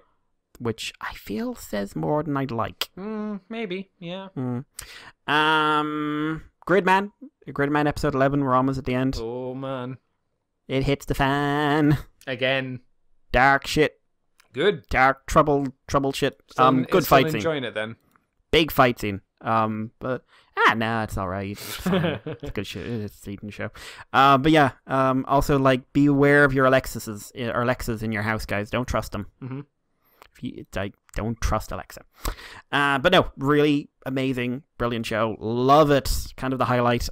It kind of stopped me like wanting to go through and watching other shows from the season, which I'm going to need to do after Gridman because I just wanted to focus on it. Thunderbolt Fantasy also coming to an end soon. This was a fun episode just because it's like, hey, scheme kind of backfired there, buddy. A lot of fight scenes in this as well. People die. A couple of returning characters that I was surprised to see. Looking forward to the ending of that one. Couple of other shows and things I watched, but nothing really mentionable. Cyberverse, caught up in Cyberverse as well. What episode are you up to? Because I haven't watched it for a bit. 16. There's 2 more episodes to go. Okay. Oh, Then the before the season's season done. 1's finished. Wow, it's gone by quite quick. One of the creators already put up on Twitter that thank you for watching the show. We're looking forward to season 2. Okay. So, but no, like we'll probably do something about that at some point, or like spend a little time, like 10 minutes talking about it. I'm more willing to talk about it than I was RID. Oh, decent little show. Yeah. Decent little show. Yeah. Yeah, like other things, but I won't mention them here. But sort of 2 big ones. First of all, I saw Bumblebee yesterday. Yay! So I'm like, just quick preface: Bumblebee is a good movie. This is my thing because everyone's going, it's the best Transformers movie, and I'm like, that's not a metric I ever want to be measured by because they've all been the best Transformers movie. But Bumblebee has none of the problems of the Transformers movies. Mm-hmm. It is just a decent movie. I like the acting, I like the characterization, I like the humor, I like the direction. I think it's got the best action scenes the franchise has ever had. I like Bumblebee. He's not a dog to me, like, which I was really worried he would be when I went in. He's a lot more Iron Giant like a child. Or like E.T., you know, like that non-verbal relationship, but he's not a pet. He's just a simple enough guy for most of it. The voice acting's pretty top-notch. I like the designs. I found the G1 scene probably the most chaotic. Okay. So just because by direction or something. I think so, but it was just like, okay, go into the movie. Right. So not probably my least favorite scene. Like cool visuals and cool designs, but it was just a bit much and very in contrast. Charlie is the best protagonist these films have ever had. Like played by an actual actor with skill. Basically, this movie hits all the beats, and I think this is very purposeful, of the '07 movie, but does them right. Okay. Like, hey, here's this older guy who gets you this car that will mean a lot to you in the future. And it's not done with horrific racial stereotypes and bad jokes. Uncle Bobby B, baby. Uncle Bobby B. Uncle Hank is better than Uncle Bobby B. His name is Uncle Hank. He's better than Uncle Bobby B. But there's still humor in there, but... But will he smack his mama with a brick? I think Hank's mama's long gone. Oh, Uncle Bobby B. Uncle Bobby B, baby. Uncle Bobby B. That makes us family. That's right. Yeah. Rest in peace, Bernie Mac. Yeah. But no, like, it's not the best movie. It's not mind-blowing. Its Rotten Tomatoes score reflects the fact that it is a 7 out of 10. Okay. Like, that's why it has such a Rotten Tomatoes score, because Rotten Tomato is not an absolute measurement. But no, it's a good movie. I'd recommend it. You may not love it, but you'll probably like it. And compared to it is the best Transformers movie, including the animated movie. As I said, let's call a spade here. It's very difficult for a lot of us to look at that movie objectively. Of course, yeah. Of course. But a lot of people will still say, oh, it's a great movie. It has a lot of problems. Oh, yeah. It's got Bumblebee, some really defining moments in there, but as a movie itself, it's got problems. Flawed. The interesting thing here for me was when I left the cinema, and it was a small enough screening, a lot of people were going like, this is the best cinema experience I've had all year. Wow, I never expected it to be that good. What a good film. Children up in arms about wanting to see it again. Did you loudly suggest telling them to go and see the other movie that you saw this week then? Almost, but I will also say there was a great thing. Like, there were a couple of very, very, very G1 references, including one on a radio, best radio version of the radio talk as well. But there was a radio moment, and basically there was a guy who I'm sure is like, I'm the biggest Transformers fan in this area, because he just kept on gasping every time something happened. It's like Bumblebee transforms, G1 Optimus, Oh dear. And I'm just like, you don't even know I'm here. I'm like stealth ninja. The other thing I did was I saw Spider-Man Into the Spider-Verse on a preview screening on Tuesday. That's alright. It's fine. Yeah. That is... I've been thinking about it all week. That's probably the best superhero movie ever. Not Catwoman. Not Catwoman. Not Man of Steel. Not Man of Steel. Not Steel. With Shaquille O'Neal. Okay, so maybe the second best. But people forget these movies. Odd that. Yeah. But wow, that was amazing. I saw it too. It ain't fucking bad, is it? Jesus. No, because I've seen one trailer like at the start, and I was like, okay. The visuals are incredible. Oh yeah. Very well done. The fact that they have different stylistic choices depending on who's speaking at times, I thought was brilliant. Villains are all fun and engaging. Main characters, all fun and engaging. There is a lot of very good humor in this. There's also quite a lot of holy shit, did they just do that in the cartoon? Yeah, yeah. Kingpin's great. I won't say all the villains' names because I don't, like I said, I'm just saying the guys I saw in the first trailer. Miles Morales is really, really good. Their Peter Parker, really, really good. I like the character who gave the first intro. I won't say their name because it is a spoiler. Yeah. But they were blonde. Yes. Because they did the sort of like I'm perfect archetype, but still kept him as that character, so he wasn't a I'm perfect, but he's still him. He just happens to be really good at his job. Spider-Gwen was fun. It was weird that he had his own comic book in his own universe about his stories. That felt problematic for his secret identity. I think it makes sense when you realize who he was originally going to be. Yeah, I guess. Yeah. But the Spider-Gwen was fun. Spider-Man Noir is the best Spider-Man. The Rubik's Cube, Andy. He became a fucking millionaire? Maybe. Damn straight. Yeah. But just... It is the best superhero movie I can think I've seen. Not the best animated one, not the best cartoon. The best one. It kicks the shit out of Infinity Wars. Yeah. Black Panther was good. This is better. This is better written. It's better directed. It's better filmed. The action scenes are better. The characters are better. The humor is better. And I like Black Panther. Like, the last time I enjoyed a movie even close to this much in terms of superhero stuff was Winter Soldier. And it's not... Winter Soldier is not this good. Avengers isn't this good. Iron Man is... This is genuinely the best superhero movie in my opinion. And it's very hard to top. I'm very worried about the sequels. It's helped by the fact it's not constrained to be live action and have CG forced into it. It can just do whatever it wants and everything blends into the world. It doesn't stick out. Because those visual styles that are so key to one of the things that makes this movie work would not work in any other format. No. It's almost like animation can do things you can't do for a reasonable amount of money. Just for kids. No one likes CG movies. Fuck off. They're just for children. Fuck off. This is... Seriously, like... I've seen a couple of negative reviews, and the negative reviews are very odd. It's like the one negative Bumblebee review was it's not Michael Bay, and I was just like, that's not a negative review. That's a very weird negative review right there. Not Michael Bay's Transformers. Good. Yeah. Okay. This one of the reviews here was like, oh, I don't like the animation style, very choppy, very poor, very like, oh, tries but fails to be Marvel. Oh god. And I was just like, so have you read a fucking comic? No, they've just seen the movies, I would imagine.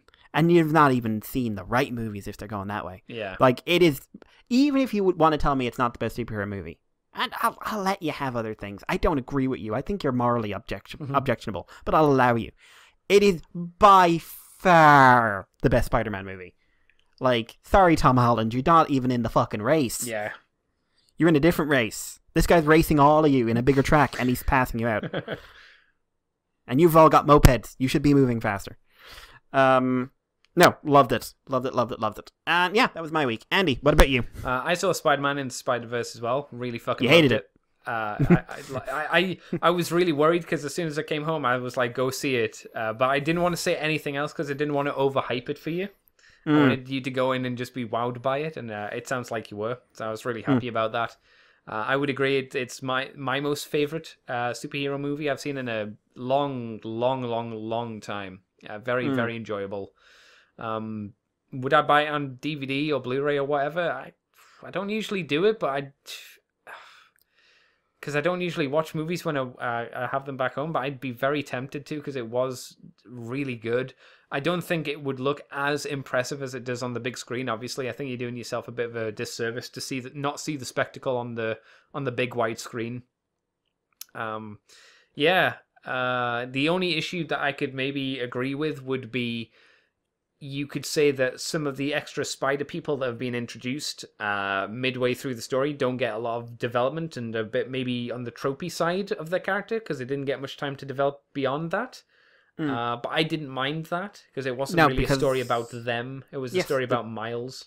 The 3 characters that matter get their, they get their scenes. Yeah, yeah, exactly. So yeah, I'd strongly recommend people go out and see it. Enjoyed it immensely. Didn't get to see Bumblebee. We'll see that much later. It seems like now, just because of how the preview dates roll around. So I'll see it much later on. We will probably do a show about it because there's a lot to unpack about it. Yeah, I'm sure. I mean, Transformers kind of have to. Yeah, but, like we didn't last time. We did record one, but we never put it up because it, we it just was didn't mostly, care. it was us mostly going like, wow, but Bumblebee, I think, whether you liked it or hated it, there's a lot to unpack here about what it means going forward. That's good. That's good to hear, at least. I also got through the post because I got some stuff because they were on sale. I got some Fate stuff. I got Fate's Day Night, the Dean series, as people know it as, the very first Fate's Day series, the one that goes off the first story route of the game. I got that on sale, so it was like £10 off. So instead of £30, it was like 19 or something. I was like, okay, yep, that'll do. Yeah, it was 19. And I also got the Unlimited Blade Works Part 2 on Blu-ray, the collector's edition, though. Because the standard editions have been out. They're newer for some reason, because the people that produced it decide to make the collector's edition first and keep them for ages, and then eventually put out standard editions. They did that with Kill the Killer as well, if you remember. Oh yeah, Same company. So they had the standard versions on sale, but they were £10 off, so they were each $39.99 with the £10 off, and the collector's edition was £14.99. So I was like, okay, so I get some extra crap that I don't really care about, but I get part 2 for half price versus the on sale version. Yeah. The only thing I'm giving up is it's because it's in a collector's box, it's going to take up a bit more room, but, it was much cheaper, so I don't really care. Yeah, it's like, okay, there was no part 1 to get at the time, so I'll get that when that comes down on sale at some point one day. So I got that. I also got this Super Mini Placket Gao Faigar, the sad child of the Gao Gaiga series that no one really cares about. Right? He won a fight. He did. He won several. The problem is he starts at the beginning of an OVA and very quickly gets fucking wrecked. Fucking wrecked. And you go, Gao Faigar. There are times you see robots get destroyed in anime, and it's like, oh wow, this is just like, no, he ain't coming back. Yeah, no, he gets mushed. Mullered, I believe the technical term is. Mullered works as well. He is obviously works off a lot of what Gao Gaiga does, because that's what he is. So he only has a few new parts to him. I will say that playing with him, because I kind of just finished him before we started the show, the way that I can't remember what they're called for Gao Faigar, but the Gao drills. Drill Gao? Yes. I can't remember if they get a new name for Gao Faigar, but the way it's like Drill Gao 2 or something like that. Oh, yeah. Okay, well them. The way that they connect to the legs for the Gao Faigar mode is similar to Gao Gaiga, but they don't lock in as well because there's not as much to grip onto, just because of how Faigar's legs are. So his legs, you can pull his legs off far more easily. They're less secure, which is a little bit of a problem. He's still enjoyable. He still looks good. But I don't think he's as solid as a kit as the Gao Gaiga is. Something I didn't know, and I don't know whether they've done this deliberately for this, is they've done his dividing driver differently. And I don't know if that's how it was in the show. It's not like major differences. It's like the vents on the no, back because it was supposed to be like the driver and Goldie were the same, weren't they? I think they were like so. the same ones. I think so. Unless this is I'd have to double check that. Unless this is the Gatling driver version, because you can pull off the drill bit. Like, unlike the one that came with Gao Gaiga, you can pull off the drill bit for this, and there's nothing to attach to it. But I'm wondering if maybe they'll give you extra bits for the Gatling driver when the Dimension pliers come out. Maybe that'll be like an extra bonus piece. It'll be like, here are the other bits you get. But, it's interesting, I guess. He also comes with some extra bits to help him do the final, Heaven and Hell, or Hell and Heaven. He gets some like shoulder extension parts, so you can actually get his arms further out to have them grasp. And he actually comes with an extra set of hands that Gal Gaigar didn't, which are just open finger hands, which are for the Hell and Heaven stuff. I also, apart from that, finished and watched Castlevania Season 1 and 2. Season 1, I get why it didn't get you, Mikey, because it's 4 episodes, and it does not give you enough time to get really invested in it. I'm not sure if that's what your problem with it was. Yeah, I just didn't think there was much depth to it. Yeah, I think there's a lot more interest to it as you go on. Dracula, I feel really bad for Dracula, but then in Season 2, they actually show you what he was like before he met his wife, and you go, oh yeah, he was actually a piece of shit. I forgot. Because it's interesting to see a villain who just effectively just wants to die and wants to take everything with him, and that's quite interesting, I find. I would say give it a watch. It's at least visually, at the very least, it's visually the best Western cartoon that's out there on the market. It's very, very well done, and the choreography for the fight between Alucard, Trevor Belmont, Cypher, and Dracula is really good. It's like episode 7, and you watch it and you're like, damn, this is really fucking well done. The guys storyboarded the shit out of this, and they did a hella good job animating it. It was really good. And it leaves it open for more seasons as well, so it can go on, and it gets me quite excited potentially for the DMC, which the guy's gonna do, Devil May Cry. Yep. So I'd be interested to see that. I kind of don't want him to split his attention too much, because I'd like him to, I want a focused product finished before moving on to something else.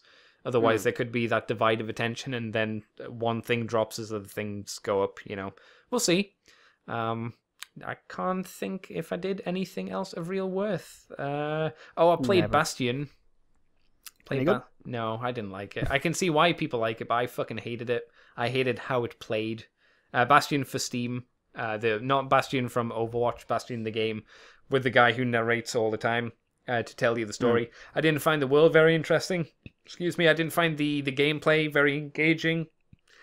I thought the art style was quite nice, but that was about it. But I finished it, and now I get to move on to Bayonetta, which is a story which is fucking confusing, I've been told, but it's a very fun game. She's very tall. She is very tall. I actually She's like prefer, 7 or 8 feet tall. I much prefer her design in Bayonetta 2, because I hate the beehive hair. Oh, no, I mean, I dig the beehive. I can't stand it. She looks ridiculous. I prefer the short hair that she goes for in 2, which I'll never be she's able like to an play. 8 foot tall woman. The beehive, I'm fine with it. I'm not. I'm not like beehive hair style. Just don't do it for Andy at all. I think it's stupid. Take that, beehive women who are desperately waiting for Andy to notice them. That's right. I know they're out there, and I'm just batting them away with a stick, saying "fuck off, go away, fuck off." Go hang out with your bees. Yeah, let them live in your hair. Fuck's sake. I'm not living in your hair. That's right. I think that's it. I think that's all I did. All my bits. I get to watch Gridman starting, I guess, tomorrow. And I get to watch it all the way up to Saturday and then finish the thing. And then I'll be able to talk about it next week on Sunday, which will be fun.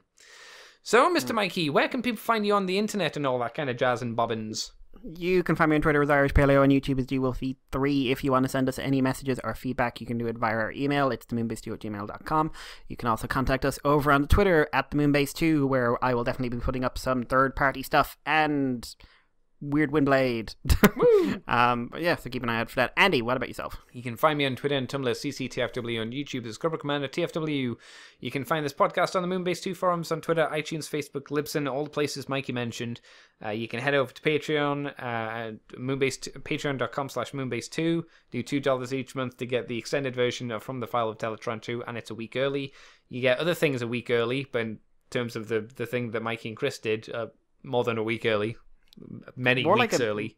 Many weeks late. Yes. It's fine, though. The opposite of early. It's Patreon, so they got it early. Free people can get it whenever. But they'll get it whenever. They're like, why? You'll get Why it. not? You'll get it at some point. Don't worry. And you also get Moonbase Woo Woo. And I hope to have a Moonbase Woo Woo recorded hopefully next week. If I can see I want to hammer down my buddy Matt and make him watch Lethal Weapon for the first time. He's never... Oh my god. I know. He's never seen it.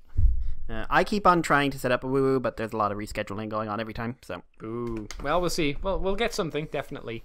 Boo earns. And if you want to see all my nonsense and woo-woo, head over to the ccbunker.weebly.com. And that's us done, Mr. Mikey!